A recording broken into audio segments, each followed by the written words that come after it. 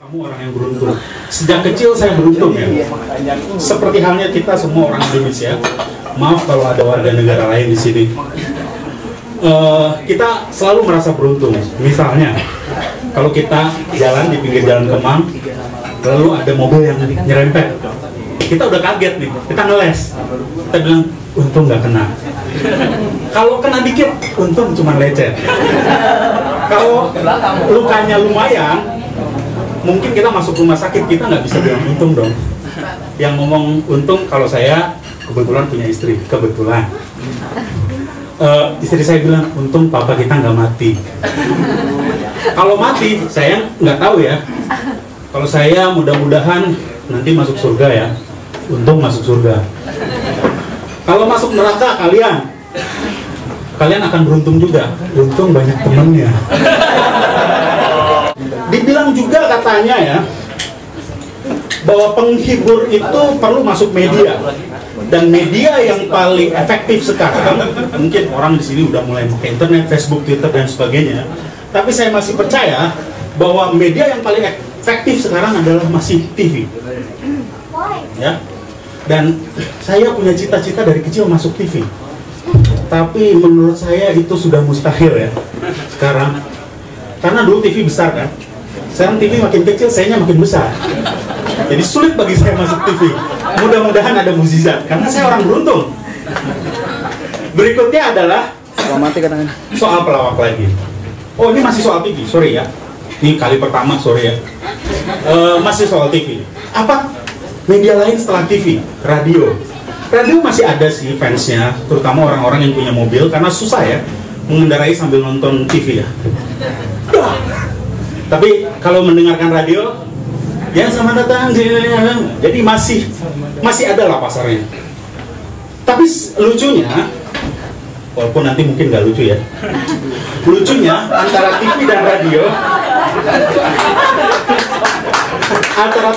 dan radio, itu dalam meliput hal yang sama, hasilnya bisa berbeda.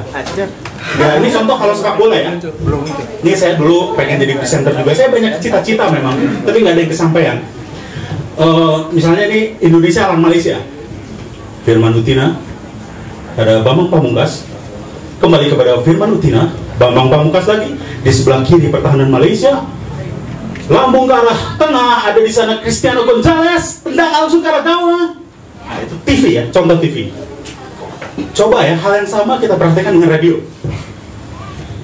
Firman Utina masih melihat kiri kanan, pendek saja kepada Bambang Pamungkas, kepada Firman Utina, Bambang Pamungkas, 1, 2, 3 pemain Malaysia diarahkan, ada di sana Irfan Bahdim, sedikit saja ke sana, gol! Blok segitu nggak masuk. Jadi liputan yang sama antara TV dan radio hasilnya bisa berbeda. Kembali soal pelawak lagi. Pelawak konon katanya filsuf. Pelawak itu filsuf, hanya menceritakan dengan hal atau cara yang lain. Jadi bilangnya katanya pelawak adalah filsuf yang nggak pede sehingga dia nyamar jadi pelawak. Sehingga hari ini karena saya seorang filsuf, saya membuka penyamaran saya. Saya ingin sebelum saya mengakhiri sesi saya memberikan nasihat-nasihat lah ya. Karena saya cukup tua di sini. Walaupun bukan yang paling tua. Muka saya agak imut sih, tapi anak saya sudah 2. Pertama, nasihat untuk mbak-mbak sini kayaknya banyak yang jomblo ya. Jangan kelamaan jadi jomblo. Karena untuk perempuan itu menjomblo terlalu lama itu berbahaya. Karena susunya bisa expired. Lalu berikutnya untuk mas, jangan seneng dulu, mas juga kebagian nanti. Untuk mas-mas yang ngejomblo, itu jangan kelamaan ngejomblo. Karena kabarnya burungnya itu kalau kelamaan didiemin jadi bangkai. Burung bangkai. Dan hidup ini memang harus selalu belajar. Ya. Umur saya udah sekitar 30 sekian lah. Saya belajar terus ya. Dulu, ya istri saya nggak ikut ya. Dulu saya ngejar juga tuh istri saya. Saya belajar bagaimana menaklukkan hati dia. Setelah ditaklukkan saya pacaran. Saya belajar bagaimana mengetahui dia lebih dalam. Masuk ke pernikahan. Saya belajar lagi belajar untuk setia. Setelah setia, punya anak satu, saya belajar untuk menyayangi anak saya.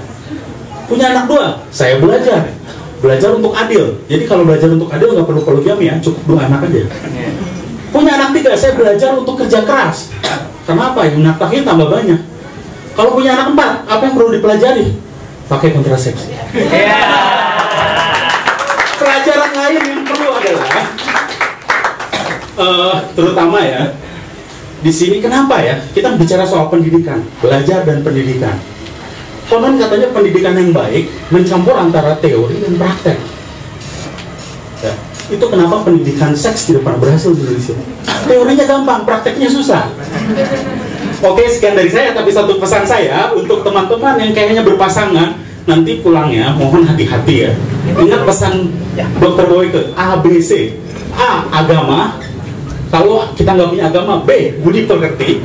Kalau kita nggak punya budi pekerti, C, kondom.